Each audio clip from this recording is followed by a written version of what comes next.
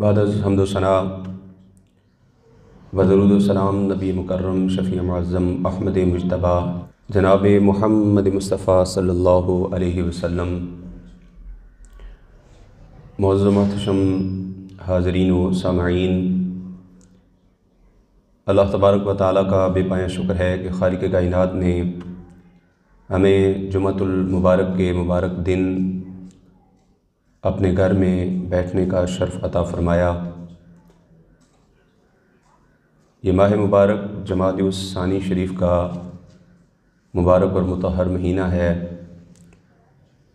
اور اس ماہ کی 22 تاریخ کو عرس مقدس افضل البشر بعد الانبیاء حضرت سیدنا صدیق اکبر رضی اللہ تعالی عنہ ہے۔ اس مناسبت سے ایک دو جمعے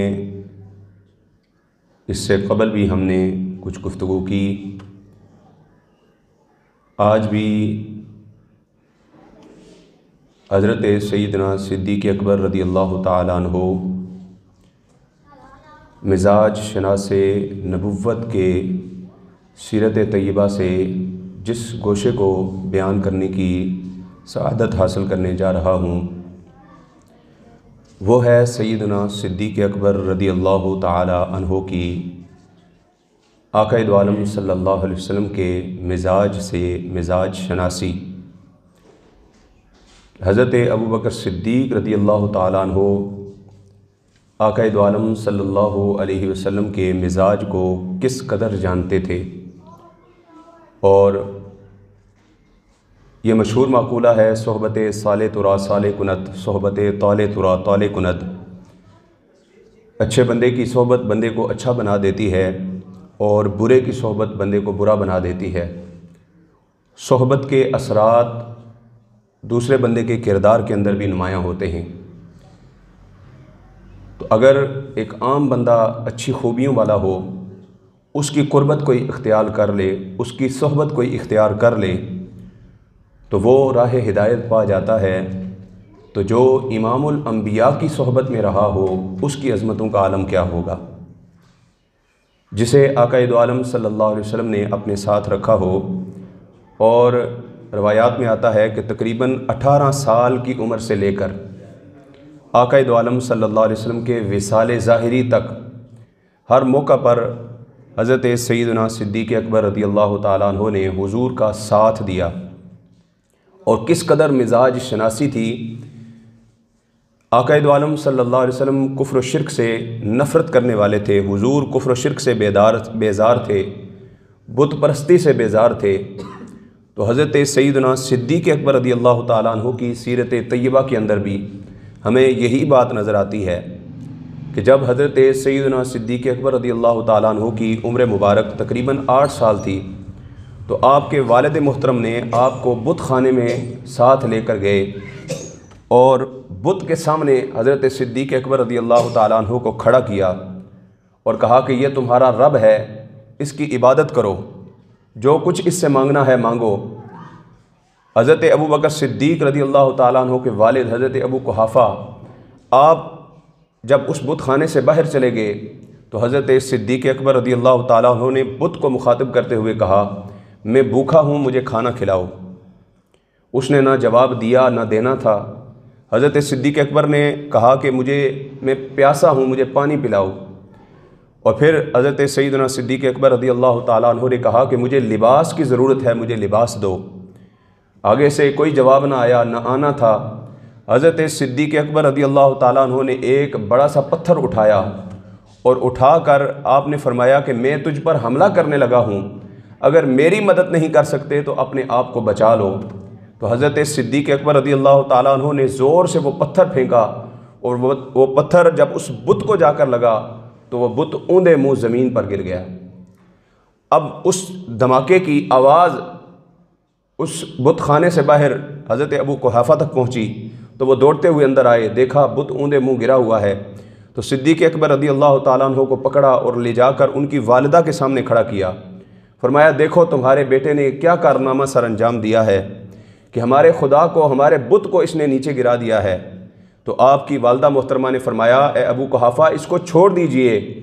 یہ بچہ جب میرے بطن کے اندر تھا، جب میرے پیٹ کے اندر تھا تو ہاتف غیب سے مجھے آواز آیا کرتی تھی کہ تجھے مبارک ہو، تیرے گھر کے اندر اللہ تبارک و تعالیٰ کے آخری نبی کا یار غار اور یار مزار تشریف لانے والا ہے۔ پھر اللہ تبارک و تعالیٰ نے آقا دو عالم صلی اللہ علیہ وسلم کو جو فضائل و کمالات عطا فرمائے، 1,24,000 کم و بیش انبیاء کو جو کمالات اللہ تبارک و تعالیٰ نے عطا فرمائے تھے، وہ تمام کمالات جمع فرما کر بلکہ ان سے کہیں زیادہ اللہ تبارک و تعالیٰ نے اپنے محبوب کو عطا فرمائے۔ حضور نے ارشاد فرمایا کہ ایمان کی 360 خصلتیں ہیں۔ کتنی خصلتیں ہیں جی؟ ایمان کی 360 خصلتیں ہیں، اور فرمایا جب اللہ تبارک و تعالیٰ کسی کے لیے بھلائی کا ارادہ فرماتا ہے تو اللہ تبارک و تعالیٰ اسے ایمان کی 360 خصلتوں میں سے ایک خصلت اسے عطا فرما دیتا ہے، اور پھر اس ایک خصلت کی وجہ سے، ایک خوبی کی وجہ سے اللہ تبارک و تعالیٰ اس ایک خصلت کے ذریعے سے اس بندے کو جنت میں داخل فرما دیتا ہے۔ ایمان کی 360 خصلتوں میں سے ایک خصلت جسے مل جائے، فرمایا وہ خصلت اس کو جنت میں لے جانے کا سبب بن جاتی ہے۔ حضرت سیدنا صدیق اکبر رضی اللہ تعالیٰ عنہ نے ہاتھ باندھ کر عرض کی یا رسول اللہ، کیا ان 360 خصلتوں میں سے کوئی ایک خصلت میرے اندر بھی موجود ہے؟ تو آقا دو عالم صلی اللہ علیہ وسلم نے مسکرا کے ارشاد فرمایا اے ابو بکر، اللہ تبارک و تعالیٰ نے ایمان کی 360 خصلتیں تجھے عطا فرما دی ہیں۔ جس کو ایک خصلت ملے وہ تو جنت کے اندر جانے کا اس کے لیے سبب بن جائے، تو جس کو 360 خصلتیں مل جائیں اللہ تبارک و تعالیٰ اسے کیا مقام و مرتبہ عطا فرمائے گا۔ اور پھر آقا دو عالم صلی اللہ علیہ وسلم کے مزاج سے حضرت ابو بکر صدیق رضی اللہ تعالیٰ عنہ کا مزاج کس قدر ملتا تھا، کس قدر مزاج شناسی تھی حضرت ابو بکر صدیق رضی اللہ تعالیٰ عنہ کو۔ صلح حدیبیہ کے موقع پر جب مسلمان مدینہ طیبہ سے رخت سفر باندھ کر عمرہ کے ارادے سے نکلے، اور آقا دو عالم صلی اللہ علیہ وسلم نے صحابہ کو خوشخبری سنائی کہ تم کعبۃ اللہ پہنچو گے اور طواف کرنے کی سعادت حاصل کرو گے، لیکن جب حدیبیہ کے مقام پر پہنچے تو چونکہ اس وقت کفار مکہ کا مکہ کے اندر غلبہ تھا، حضور نے حدیبیہ کے مقام پر پڑاؤ کیا، اور پھر وہاں پر مشہور صلح حدیبیہ ہوا جس کے اندر بے شمار شکیں رکھی گئی تھیں۔ ان میں سے ایک شک یہ تھی، ایک معاہدہ یہ تھا کہ اس سال مسلمان بغیر عمرہ کیے واپس چلے جائیں گے اور اگلے سال آ کر عمرہ قضاء ادا کریں گے۔ آقا دو عالم صلی اللہ علیہ وسلم نے معاہدے کے اندر لکھی گئی اس شک کو قبول فرما لیا۔ اب حضرت عمر فاروق رضی اللہ تعالیٰ عنہ نے یہ سنا تو آپ کے دل پر یہ بات گراں گزری، آپ کو دکھ لگا۔ حضرت عمر فاروق رضی اللہ تعالیٰ عنہ حضور کی بارگاہ میں حاضر ہوئے اور جا کر عرض کی یا رسول اللہ، کیا آپ اللہ کے سچے نبی نہیں ہیں؟ حضور نے فرمایا بلا، ہاں کیوں نہیں، میں اللہ کا سچا نبی بنا کر بھیجا گیا ہوں۔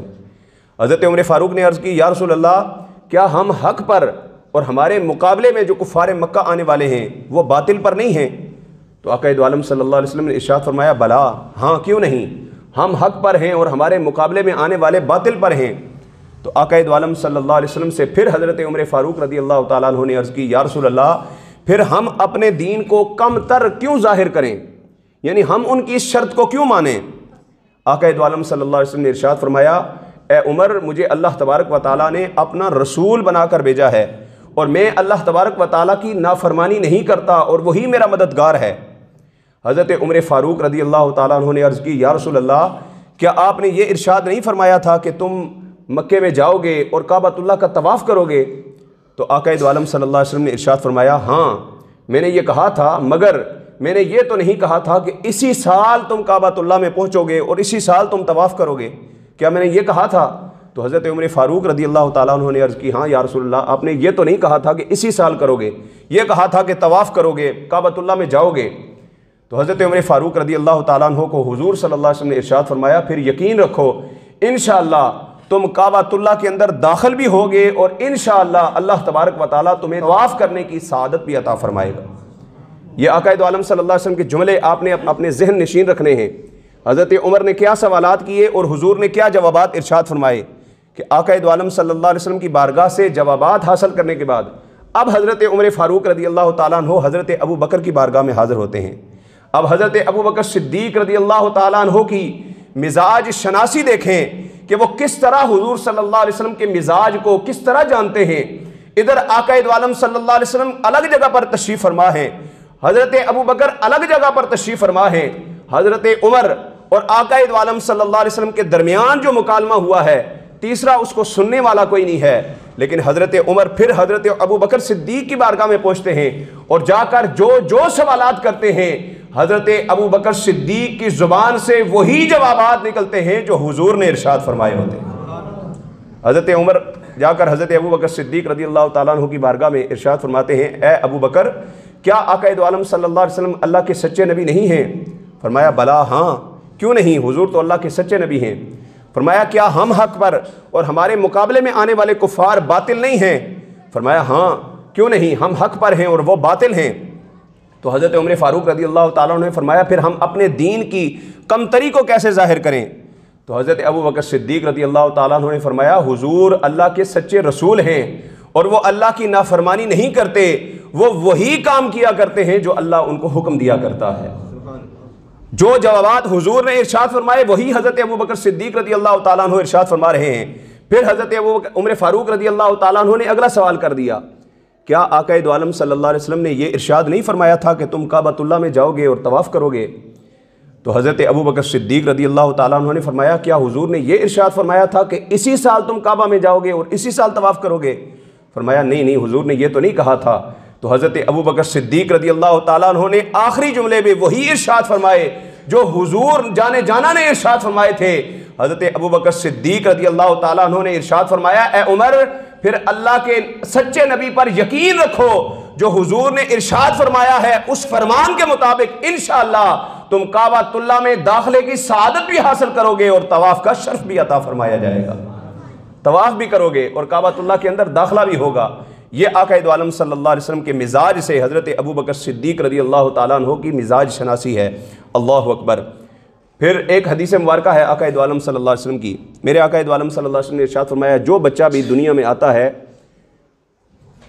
اس کے ناف کے اندر وہ مٹی ہوتی ہے جہاں سے اس کا خمیر لیا جاتا ہے۔ ہر بندہ جب دنیا میں آتا ہے تو اس مٹی سے اس کا خمیر لیا جاتا ہے جو اس کی ناف کے اندر مٹی رکھی جاتی ہے، اور جہاں سے اس کا خمیر لیا جاتا ہے فرمایا وہ پھر وہیں پر جا کر دفن ہوتا ہے۔ اور آپ نے یہ مقولہ سنا ہوگا، پہنچی وہیں پہ خاک جہاں کا خمیر تھا۔ میں نے اپنی زندگی کے اندر بہت سارے تجربات دیکھے ہیں۔ ہمارے آبا و اجداد میں کئی ایسے تھے جو انڈیا کے اندر ہندوستان کے اندر دین پھیلانے کے لیے پہنچے، اور پھر کہاں سے پیدائشیں کہاں پر ہوئیں اور پھر کہاں پر آ کر ان کا وصال ہوا۔ پھر ہمارے بزرگوں میں سے کشمیر کے اندر کوئی پیدا ہوئے اور پھر وہ آ کر ادھر پاکستان کے اندر دفن ہوئے، اور پھر پاکستان کے اندر بھی بعض جگہ ہم نے ایسی دیکھی کہ جہاں پر قبرستان کی جگہ تھیں اور قبرستان کی ایک جگہ جو ہے وہ نیچے دھسی ہوئی تھی، مندری جس کو بولتے ہیں، نیچے والی سطح تھی، اور اس کو اٹھانے کے لیے کہیں سے دور سے ٹرک بھر کر مٹی کے لائے گئے اور وہاں پر آ کر مٹی ڈالی گئی۔ تو میں یہ سمجھا کہ آقا دو عالم صلی اللہ علیہ وسلم کے فرمان کے مطابق پہنچی وہیں پہ خاک جہاں کا خمیر تھا، یا تو وہ بندہ مرتے وقت اس جگہ پر پہنچ جاتا ہے جہاں سے اس کا خمیر لیا جاتا ہے، یا پھر اس مٹی کو وہاں پر پہنچا دیا جاتا ہے جہاں پر اس نے دفن ہونا ہوتا ہے۔ یہ اللہ تبارک و تعالیٰ کے محبوب کا فرمان ہے کہ جہاں سے اس کی مٹی لی جاتی ہے، جہاں سے خمیر لیا جاتا ہے جو ناف میں رکھی جاتی ہے مٹی، وہیں پر وہ بندہ جا کر دفن ہوتا ہے۔ اور آقا دو عالم صلی اللہ علیہ وسلم نے خود ارشاد فرمایا کہ میں اور ابو بکر ایک ہی مٹی سے پیدا کیے گئے ہیں، میرا اور ابو بکر کا خمیر ایک ہی مٹی سے لیا گیا ہے، اور فرمایا ہم اسی ایک ہی مٹی کے اندر دوبارہ قبر میں بھی جانے والے ہیں۔ اللہ اکبر۔ جو یار غار محبوب خدا صدیق اکبر ہیں وہی یار مزار مصطفیٰ صدیق اکبر ہیں، جو یار غار ہیں وہی یار مزار بنے۔ اور اعلیٰ حضرت عظیم المرتبت امام عشق و محبت الشاہ امام احمد رضا فاضل بریلوی رحمۃ اللہ تعالیٰ علیہ اس روایت کو نقل فرمانے کے بعد آپ ارشاد فرماتے ہیں حضرت ابو بکر صدیق رضی اللہ تعالیٰ عنہ کو یہ جو انفرادی حیثیت جو حاصل ہوئی ہے، یہ اور کسی صحابی کو حاصل نہیں ہوئی کہ اللہ تبارک و تعالیٰ کے محبوب کے دل کے اندر بھی جو خیال پیدا ہوتا ہے وہی زبان سیدنا صدیق اکبر سے نکلتا ہے۔ اور اعلیٰ حضرت فرماتے ہیں کہ آقا دو عالم صلی اللہ علیہ وسلم کا دل اور ابو بکر صدیق رضی اللہ تعالیٰ عنہ کا دل گویا ایک ہی آئینے کے دو رخ ہیں۔ جو خیال ادھر دل مصطفیٰ کے اندر پیدا ہوتا ہے وہی خیال ادھر ابو بکر صدیق کے سینے میں پیدا ہو جایا کرتا ہے۔ حضور صلی اللہ علیہ وسلم نے جو ارشاد فرمایا کہ ایک ہی جگہ سے خمیر لیا گیا وہیں پر جائیں گے، اس فرمان کا تصدیق ہونا یہ صحابہ اکرام نے اپنی زندگی کے اندر دیکھا۔ جب حضرت ابو بکر صدیق رضی اللہ تعالیٰ عنہ کے وصال کا وقت قریب آیا تو آپ نے ارشاد فرمایا مجھے جب میرا وصال ہو جائے تو روضہ رسول کے سامنے حجرہ عائشہ جو روضہ رسول بنا فرمایا اس کے سامنے لے جا کر مجھے میرے جنازے کو رکھنا، میری میت کو رکھنا، اور پھر آقا دو عالم صلی اللہ علیہ وسلم کی بارگاہ میں عرض کرنا یا رسول اللہ آپ کا یار غار یار مزار بننے کے لیے تیار ہے۔ تو حضرت علی المرتضیٰ اور دیگر سارے صحابہ نے حضرت ابو بکر صدیق رضی اللہ تعالیٰ عنہ کے وصال کے بعد آپ کے جنازے کو اٹھایا اور روضہ رسول کے سامنے جا کر رکھا، اور پھر حضور کی بارگاہ میں عرض کی یا رسول اللہ آپ کا یار غار ابو بکر صدیق یار مزار بننا چاہتا ہے، یا رسول اللہ کیا اجازت ہے کہ آپ کے پہلو میں اس کو دفن کیا جائے؟ تو سارے صحابہ نے اپنی آنکھوں سے جو دیکھا پھر اس کی گواہی بھی دی۔ صحابہ فرماتے ہیں جب ہم نے یہ روضہ رسول کے سامنے التجا پیش کی روضہ رسول کا دروازہ بھی خود بخود کھل گیا اور اندر سے آواز آتی ہے ارسل الحبیب الی الحبیب، یار تو یار سے ملنے کے لیے منتظر ہے، یار کو یار کے ساتھ دفنانے کے لیے اندر لے آؤ۔ یار تو یار سے ملنے کے لیے منتظر ہے کیونکہ جو یار غار محبوب خدا صدیق اکبر ہیں وہی یار مزار مصطفیٰ صدیق اکبر ہیں۔ اللہ تبارک و تعالیٰ نے حضرت ابو بکر صدیق رضی اللہ تعالیٰ عنہ کو دنیا و قبر اور حشر کے اندر حضور صلی اللہ علیہ وسلم کا قرب انہیں عطا فرما دیا۔ یہ شان سیدنا صدیق اکبر رضی اللہ تعالیٰ عنہ ہے۔ تمام علماء کرام کا اس بات پر اجماع ہے کہ 1,24,000 کم و بیش انبیاء کے بعد مخلوق میں سب سے زیادہ افضل اگر کوئی ہستی ہے تو وہ حضرت ابو بکر صدیق کی ہستی ہے۔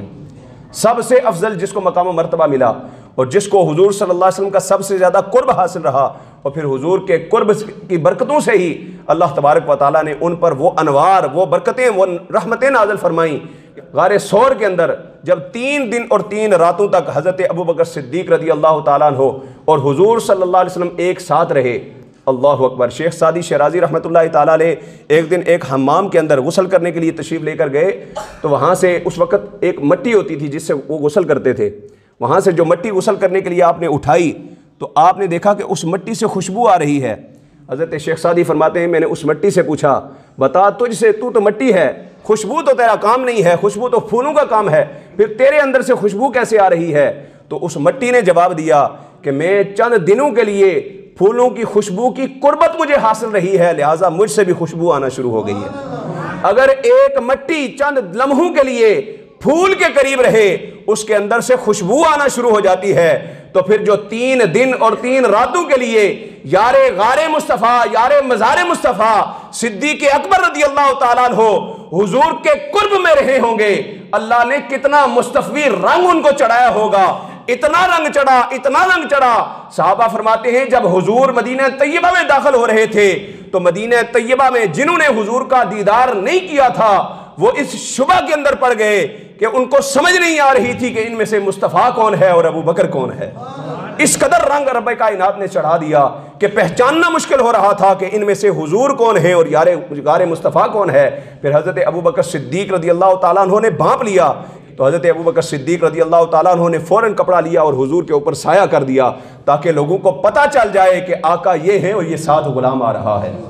یہ حضرت ابو بکر صدیق رضی اللہ تعالیٰ عنہ ہے۔ اللہ تبارک و تعالیٰ ہمیں حضرت ابو بکر صدیق رضی اللہ تعالیٰ عنہ کی طرح ہی عشق مصطفیٰ عطا فرمائے اور ان کی سیرت طیبہ پر چلتے ہوئے ان کی محبت میں زندگی بسر کرنے کی توفیق و رفیق عطا فرمائے۔ وآخر دعوانا ان الحمد للہ رب العالمین۔